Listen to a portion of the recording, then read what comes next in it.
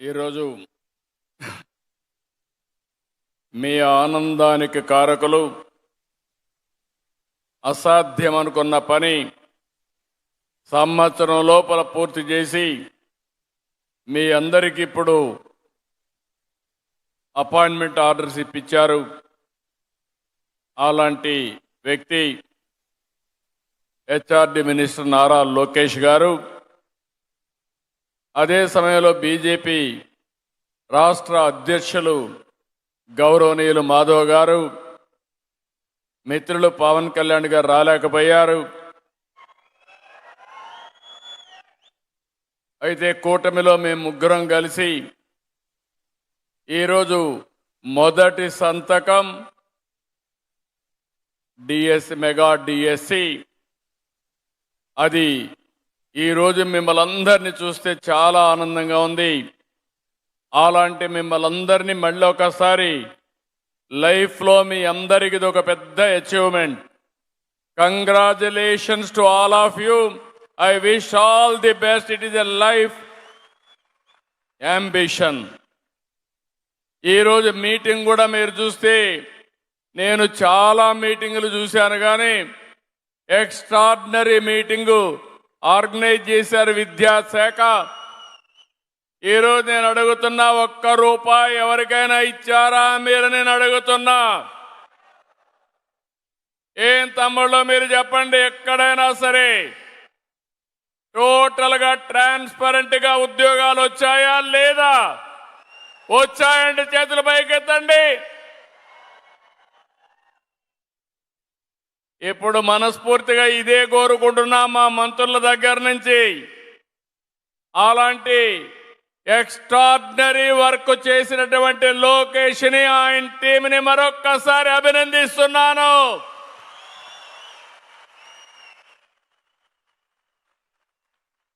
ఒక అవకాశం, ఆ అవకాశాన్ని బాగా పనిచేసి నిరూపించుకోవడం ఒక మంచి అనుభూతి అని చెప్పి కూడా నేను మీకు తెలియజేస్తున్నా.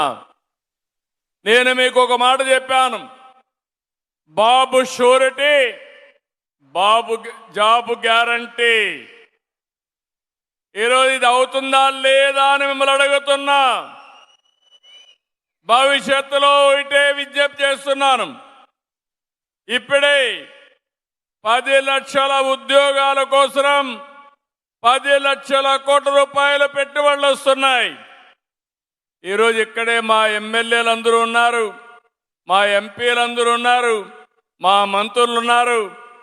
వాళ్ళను కూడా మీ దగ్గరనే కూర్చోమన్న వాళ్ళ నియోజకవర్గంలో వాళ్ళు కూర్చున్నారు.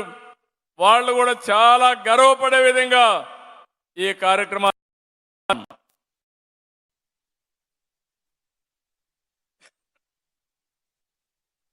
ఈరోజు మనందరం చూస్తే 16,347 ఉద్యోగాలు భర్తీ చేశాం. ఇంకో పక్క 15 ఏళ్లలో 14 సార్లు డిఎస్సి పెట్టి 1,96,619 మందికి ఉద్యోగాలు ఇచ్చిన వ్యక్తి నేనని చెప్పి మరొకసారి సవినయంగా మీ అందరికీ విజ్ఞప్తి చేస్తున్నాను. ఇప్పుడే లోకేష్ గారు చెప్పారు, మీకు భవిష్యత్తులో ప్రతి సంవత్సరం డిఎస్సి ఉంటుంది, మీరు ఎప్పటికప్పుడు ప్రిపేర్ కండి. ఎన్ని వేకెన్సీలు వస్తే ఏ శాఖ అయినా కొంత నిర్లక్ష్యం చేస్తాం, కానీ విద్యాశాఖను మాత్రం నిర్లక్ష్యం చేయమని మరొక్కసారి మీ అందరికీ హామీ ఇస్తున్నాం. సంకల్పం మంచిదైనప్పుడు ఆటోమేటిక్గా దాన్ని సాధిస్తాం. 106 కేసులు వేశారు. మన దగ్గర ఒక ప్రతిపక్షం ఉంది, చేతగాని పక్షం. మంచి చెయ్యలేరు, మంచి జరిగితే చూసి సహకరించలేరు. ఈ 106 కేసులు వేశారంటే ఈ కేసులు ప్రైవేటు వాళ్ళు వేసిన కేసులు కాదు, రాజకీయ ప్రయోజనాల కోసం వేశారు. అయితే ఎప్పటికప్పుడు శ్రద్ధ పెట్టి మొత్తం కూడా ఒక్క కేసు కూడా నిలవకుండా సుజావుగా డిఎస్సి నిర్వహించిన వీళ్ళని మనస్ఫూర్తిగా అభినందిస్తున్నా. నేను ఇప్పుడే జెండర్ సెన్సిటివ్ గురించి మాట్లాడారు. నేను అందుకనే ఇప్పుడే కాదు, ఆడపిల్లలకు ఉద్యోగాల్లో కాలేజీల్లో 33% సీట్లు పెట్టాం. నిన్నే మీరు చూశారు, స్త్రీ శక్తి, ఉచిత బస్సు, సూపర్ 6 సూపర్ హిట్ అయింది. అవునా కాదా అని మిమ్మల్ని అడుగుతున్నా. ఇప్పుడు ప్రధానమంత్రి నరేంద్ర మోడీ గారు సూపర్ జిఎస్టి తీసుకొచ్చారు. ఈ దసరా చాలా మనకందరికీ ఆనందం. ఒక పక్క మీకు ఉద్యోగాలు, ఒక పక్క ప్రజలందరికీ సంక్షేమ కార్యక్రమాలు, ఇంకొక పక్కన సూపర్ జిఎస్టి వల్ల చాలా వరకు పొదుపు వచ్చే పరిస్థితి వస్తూ ఉంది. ఇంకొక పక్క మొన్ననే మీరు చూస్తే నేను 98లో ఉద్యోగాలన్నీ కూడా కౌన్సిలింగ్ తీసుకొచ్చాను. దాంట్లో కూడా ఒక విషయం ఉంది. టీచర్లు అనేవాళ్ళు రాజకీయ నాయకుల దగ్గరికి వెళ్ళి ఎక్కడికక్కడ పోస్టింగ్స్ కోసం పైరువులు చేసే పరిస్థితి. ఈరోజు అట్ట కాకుండా మీకు ఎక్కడా ఇబ్బంది లేకుండా మీ ప్రతిభ ఆధారంగా కౌన్సిలింగ్ చేసే ఏకైక ప్రభుత్వం మన రాష్ట్రంలో ఉండే ప్రభుత్వం అని చెప్పి నేను మీకు తెలియజేస్తున్నా. 83లో మొట్టమొదటిసారిగా నందమూరి తారక రామారావు గారు మధ్యాహ్న భోజనాన్ని ప్రవేశపెట్టారు. అదొక చరిత్ర. అక్కడి నుంచి నిన్న మీరు చూస్తే లోకేష్ గారు మీ అందరికీ సన్న బియ్యంతో పిల్లలకి అంత మునుపు ఉన్నటువంటి బియ్యం తీసేసి సన్న బియ్యం ఇస్తే ఇంతవరకు మధ్యాహ్న భోజనం చేయని పిల్లలు కూడా స్కూలుకు వచ్చి మధ్యాహ్న భోజనం చేసే పరిస్థితికి వచ్చారు. ఈరోజు నేను చెప్పిన ప్రకారం 2029కి 20 లక్షల ఉద్యోగాలు, ఇప్పటికే 10 లక్షల కోట్ల పెట్టుబడులు వచ్చాయి. ఇంకా రావాల్సిన అవసరం ఉంది. నా ఆలోచన ఒకటే, ఈ రాష్ట్రంలో చదువుకున్న యువతకు పని కల్పించాలి.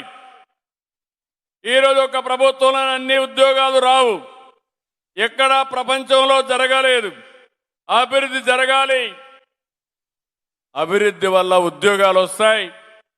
అభివృద్ధి ఉద్యోగాలు వస్తే ప్రభుత్వానికి ఆదాయం పెరుగుతుంది, సంక్షేమ కార్యక్రమాలు సుజావుగా జరుగుతాయని చెప్పి నేను మీకు తెలియజేస్తున్నా. ఈరోజు ఇక్కడ టీచర్లు ఉన్నారు. నేను ఒకటే మీ అందరికి గుర్తు చేస్తున్నా, విద్యా విధానంలో పెను మార్పులు వచ్చాయి. టెక్నాలజీ మారిపోయింది. మీ పిల్లలు మీకంటే ఇంటెలిజెంట్గా తయారైపోయారు. నేను ఇప్పుడు చూశాను, ఒక టీచర్ అయితే కడప నుంచి పిల్లలు తల్లిని కూర్చొని చదివించి ఈరోజు టీచర్ ఉద్యోగం వచ్చిందంటే అది పిల్లలకుండే తెలివితేటలని మరొక్కసారి మీ అందరికీ విజ్ఞప్తి చేస్తున్నాను. నాలెడ్జ్ పెరిగింది, టెక్నాలజీ అందుబాటులోకి వచ్చింది. అందుకని విలువలతో కూడిన విద్యకు మీరందరూ దోహదం చేయాల్సిన అవసరం ఉంది. ఇప్పుడే మహిళల్ని ఏ విధంగా గౌరవించాలి, పెద్దల్ని ఏ విధంగా గౌరవించాలి, ఇలాంటివన్నీ కూడా స్కూల్ నుంచే ప్రారంభించాల్సిన అవసరం ఉంది. విలువలుండే దేశం భారతదేశం, కుటుంబ వ్యవస్థ గౌరవించే దేశం భారతదేశం అని చెప్పి కూడా నేను మీకు తెలియజేస్తున్నా. అందుకే నైతిక విలువల్ని పెంచడం కోసం చాగంటి కోటేశ్వరరావు గారిని సలహాదారుగా నియమించాం. మీరందరూ కూడా ఆ పుస్తకాలు కానీ ఇవన్నీ కూడా ఉపయోగించుకోవాల్సిన అవసరం ఉంది. ఇంకొక పక్కన మిమ్మల్ని అందరినీ నేను కోరేది, మీరు పిల్లల్ని ఎప్పటికప్పుడు పర్ఫార్మెన్స్ బాగా ఇంప్రూవ్ చేసే బాధ్యత మీరు తీసుకోవాల్సిన అవసరం ఉంది. ఈరోజు అనేక మార్పులు వచ్చాయి. ఈరోజు మీరు మాట్లాడుతూ చూస్తే భవిష్యత్తు విద్య ఏ విధంగా మారుతుందో ఇప్పటి నుంచి మీరు ఆలోచించాలి. ఒకప్పుడు ఏదైనా సెటిలైట్ లాంచ్ చేయాలంటే అందరం శ్రీహరికోట వైపు చూసేవాళ్ళం. ఈరోజు ప్రైవేట్ సెక్టర్లో సెటిలైట్ లాంచ్ చేసి కమర్షియల్గా ఉపయోగించే పరిస్థితికి వస్తున్నాం. ఒకప్పుడు డ్రోన్ అంటే తెలిసేది కాదు. ఈరోజు డ్రోన్స్ కూడా డిఫెన్స్కి సివిలియన్ అప్లికేషన్స్కి వచ్చే పరిస్థితి వచ్చింది. మీరందరూ చూస్తే ఈరోజు వాట్సాప్ గవర్నెన్స్ ద్వారా 750 సర్వీసులు ప్రజలకు అందించే ఏకైక ప్రభుత్వం ఇక్కడుండే ఎన్డీఏ కూటమి. ఇది చూసి భారతదేశం కూడా రిప్లికేట్ చేసే పరిస్థితికి వస్తున్నారు. అదే సమయంలో జీవన ప్రమాణాలు కూడా మెరుగుపడాలంటే మారిన పరిస్థితులకు అనుగుణంగా మీరు కూడా ఎప్పటికప్పుడు అప్డేట్ చేసి టెక్నాలజీని కూడా అనుసంధానం చేసుకుని క్వాలిటీ ఎడ్యుకేషన్ పిల్లలకు ఇవ్వగలిగితే చాలా మార్పులు వస్తాయని చెప్పి కూడా నేను మీకు తెలియజేస్తున్నా. అందుకే ఈరోజు మిమ్మల్ని అందరినీ నేను కోరేది, రేపటి నుంచి మీరందరూ ఉద్యోగాలకు వెళ్తున్నారు. మిమ్మల్ని అందరినీ కోరుతున్నా, మీ పిల్లల మనోభావాల ప్రకారం వాళ్ళ భవిష్యత్తు కోసం మీరు పనిచేయాల్సిన అవసరం ఉంది. నేను ఎప్పుడూ చెప్తాను, నేను నిత్యం విద్యార్థిని. ఈరోజు మీ దగ్గరకు వచ్చాను, ఈరోజు మీ విషయాలు చూశాను, కొత్త విషయాలు నేర్చుకుంటున్నాను. ఆ కొత్త విషయాలు ప్రజలకు పనికొస్తాయంటే ముఖ్యమంత్రిగా అమలు చేసే బాధ్యత ఇమ్మీడియట్గా తీసుకుంటున్నాను. ఇప్పుడే లోకేష్ గారు ఒక మాట అన్నారు, ప్రతి సంవత్సరం డిఎస్సి పెట్టాలంటే ఇంకా మళ్ళీ చెప్పాల్సిన అవసరం లేదు, ఆటోమేటిక్గా పర్మిషన్ ఇస్తాం. ఎన్ని ఉద్యోగాలు రిటైర్ అయితే అన్ని ఉద్యోగాలు ప్రతి ఒక్క సంవత్సరం నోటిఫికేషన్ ఉంటుందని మీకు తెలియజేస్తున్నా.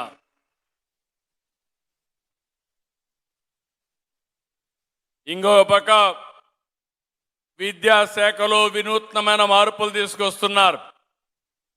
మొట్టమొదటిసారిగా తల్లిదండ్రులు ఉపాధ్యాయుల మధ్య సమన్వయం కోసం మెగా పేరెంట్స్ మీటింగ్ కూడా పెట్టారు. ఇది నేను ఎప్పుడో స్టేక్ హోల్డర్స్ అందరిని ఇన్వాల్వ్ చేయడం కోసం, భాగస్వాములు చేయడం కోసం ఈ యొక్క విద్యా వ్యవస్థలో ఒక వినూత్నమైన కార్యక్రమానికి శ్రీకారం చుట్టాం. అలాంటి కార్యక్రమాన్ని సంవత్సరానికి విధిగా 2 సార్లు పెట్టాలని ముందుకొచ్చారు. మన బడి మన భవిష్యత్తు కింద మౌలిక సదుపాయాలు కూడా ఏర్పాటు చేస్తున్నారు. ఇంకో పక్కన 1 క్లాస్ 1 టీచర్ 9620 స్కూల్స్లో ఇది ప్రారంభించే పరిస్థితికి వచ్చారు. 2025 బదిలీ చట్టం తీసుకొచ్చి 72,886 బదిలీలు, 4,477 ప్రమోషన్లు ట్రాన్స్పరెంట్గా చేశారు. ఎక్కడ ఒక్క కంప్లైంట్ లేకుండా బ్రహ్మాండంగా నిర్వహించారు. దీనికి డిపార్ట్మెంట్ని అభినందిస్తున్నానని చెప్పి కూడా నేను మీకు తెలియజేస్తున్నాను. ఇది కాకుండా మొన్నే తల్లికి వందనం, ఒకప్పుడు మళ్ళీ బడికనే కార్యక్రమం పెట్టాం. మిమ్మల్ని అందరినీ ఊర్లో తిరిగి పిల్లల్ని తీసుకురమ్మనేవాళ్ళం. కొత్తగా మీరు చూస్తే తల్లికి వందనం 15,000 రూపాయలు. ఎంతమంది పిల్లలుంటే అంతమంది పిల్లలకి ఇస్తామని 100% ఇచ్చాం. ఇప్పుడు అందరూ పిల్లలు స్కూల్కి వస్తారు. వచ్చిన పిల్లలకి చదువు చెప్పే బాధ్యత మీ పైన ఉందని మరొక్కసారి మీ అందరికీ విజ్ఞప్తి చేస్తున్నాను. ఇది కాకుండా నో బ్యాగ్ డే, పిల్లలు పుస్తకాలు మోసి అలసిపోతున్నారు. సాటర్డే నో బ్యాగ్ డే పెట్టారు. పుస్తకాలతోనే చదువు రాదు, వాళ్ళని ఎప్పటికప్పుడు మోటివేట్ చేయగలిగితే బ్రహ్మాండమైన ఫలితాలు వస్తాయి. ఇది కూడా ఒక వినూత్నమైన కార్యక్రమం. ఈసారి స్కూల్స్ వచ్చే లోపలనే బుక్స్ కానీ యూనిఫామ్ కానీ పిల్లలకి ఇచ్చే అన్ని వస్తువులను కూడా రైట్ టైంలో ఇచ్చారు. ప్రతి సంవత్సరం ఎడ్యుకేషన్లో ఒక పద్ధతి ప్రకారం ఎన్ని ఇవ్వాల్సిన అవసరం ఉంది. అయితే ఒక్క విషయం మీరు గుర్తుపెట్టుకోవాలి. 1924 ప్రభుత్వ నిర్లక్ష్యం విద్యా వ్యవస్థలో ఒక శాపంగా మారింది. మామూలు కాదు ఇది. నేను ఈ విషయం మీకు గుర్తు చేయాల్సిన అవసరం ఉంది. ఒక ప్రభుత్వం అనుకుంటే, ఒక నాయకుడు అనుకుంటే సమర్థవంతంగా వ్యవస్థలు బాగోతాయి. అదే ఒక నాయకుడు సరిగా పనిచేయకపోతే ఆ వ్యవస్థ కుప్పగూలిపోయే పరిస్థితి వస్తుంది. 10 లక్షల మంది పిల్లలు ప్రభుత్వ స్కూల్కి రాకుండా ప్రైవేట్ స్కూల్స్కి వెళ్ళిపోయే పరిస్థితికి వచ్చారు. డ్రాప్ అవుట్స్ కూడా పెరిగాయి. విద్యా నాణ్యతలో 3వ స్థానంలో ఉన్న రాష్ట్రం 19వ స్థానానికి పడిపోయే పరిస్థితి వచ్చింది. ఎన్నోసార్లు మేము విమర్శించాం. చిన్నప్పుడు చదువుకోవాల్సింది మాతృభాషలో చదువుకోవాలి, కానీ ఇంగ్లీష్ అని మాట్లాడారు. నేను ఇంగ్లీష్ స్కూల్లో చదువుకోవాలా. నేను చదువుకున్నది పల్లెటూరులో గవర్నమెంట్ స్కూల్లో చదువుకున్నాను. ఎంతోమంది తెలుగులో చదువుకొని ప్రపంచమంతా వెళ్ళారు, బ్రహ్మాండంగా సంపాదిస్తున్నారు. ఎవరైనా మాట్లాడితే ఇంగ్లీష్ అని ఎగతాళి చేసి ప్రజలను రెచ్చగొట్టి లేనిపోని సమస్యలు తెచ్చారు.